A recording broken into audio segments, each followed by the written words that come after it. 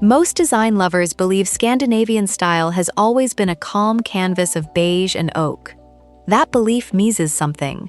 The postmodern Italian icons that shaped it were built from neon plastics and cartoon-like shapes, and the soft Danish pastel look flooding homes right now was born on a cold December night in 1980 in a Milan apartment over a Bob Dylan record stuck on repeat. So how did a rebellion in Italy become the gentlest trend in modern living? That question sits at the center of what designers now call the death of safe beige. In 2026, the industry has declared cold, generic rental gray finished, replaced by warm, earthy neutrals that ground a room emotionally. Picture a clinical gray interior, flawless and empty. Now drop one glossy red lamp onto a light wood stool. The whole space wakes up. On December 11, 1980, the postmodern architect Ettore Sottsass gathered a group of young designers in his Milan apartment, hungry to rebel against the dark, serious minimalism ruling the decade. As they worked, Bob Dylan's "Stuck Inside of Mobile with the Memphis Blues Again" played on loop, and by morning they had a name, the Memphis Group.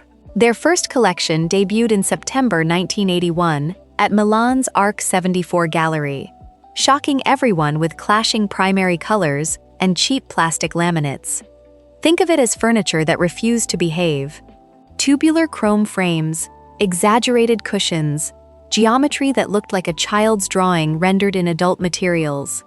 This is the hidden root of today's soft pastel spaces. The colors quieted over the decades, but the DNA held. And that DNA had already been living quietly inside the world's largest furniture company. If the way a single object rewrites a room is starting to catch your eye, subscribe, and you'll begin noticing these patterns everywhere you look. IKEA began on July 28, 1943, when a 17-year-old named Ingvar Kamprad founded it in Älmhult, Sweden, promising flat-pack furniture affordable to everyone. In 1985, designer Niels Gammelgaard created the multicolored guide shelving unit and stumbled onto something clever. The factory's laminate machine could change the color on a board's edges at zero extra cost, so he rimmed the whole design in primary colors for free.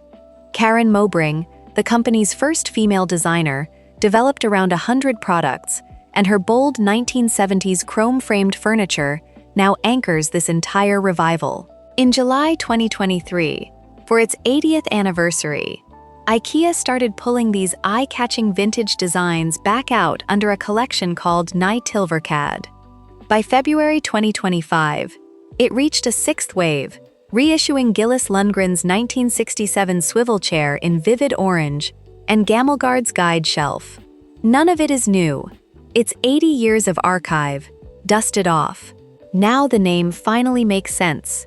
In 2021, the Danish Pastel look exploded across TikTok, Instagram, and Pinterest, blending clinical Scandi minimalism with soft sorbet colors. Danish creators popularized it online, which is why it carries the name, evolving as a colorful, whimsical twist on traditional Scandinavian design principles. The pieces themselves reveal how function keeps driving these playful forms. When designer Rutger Andersen built IKEA's Smed coat stand in 1978, that branching, cartoonish shape, reissued today, reads as pure retrofuturism.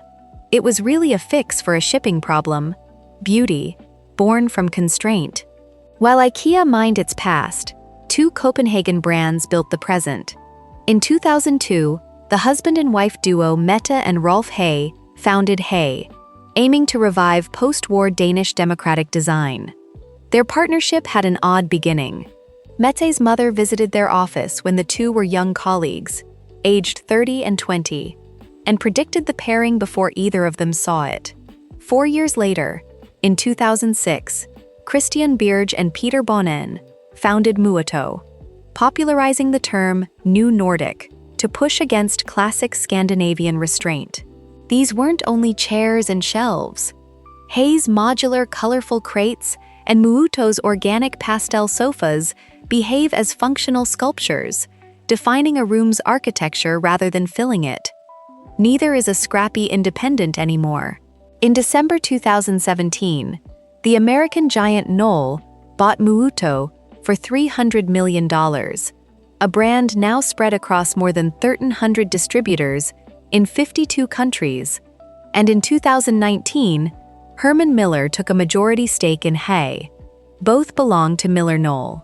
So how do designers use these pieces without a room turning into a circus? The answer is restraint, through color blocking and negative space.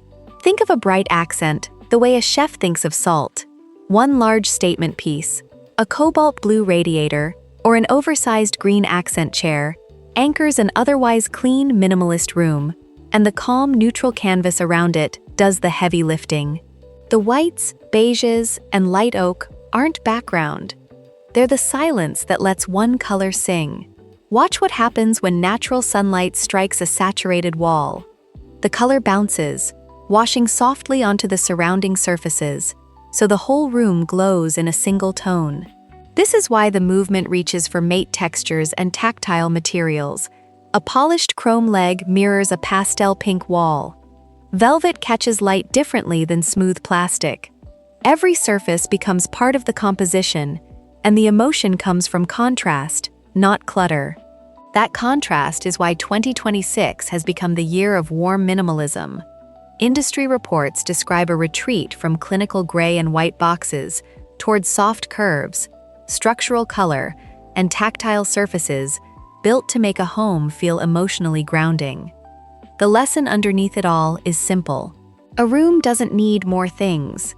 It needs one honest moment of joy, placed with intention. From an Italian rebellion set to a looping Dylan record, to an 80-year IKEA archive, to Copenhagen studios now owned by an American conglomerate, the through line never bent. Color was always the point, and the safest thing a space can be, it turns out, is unafraid.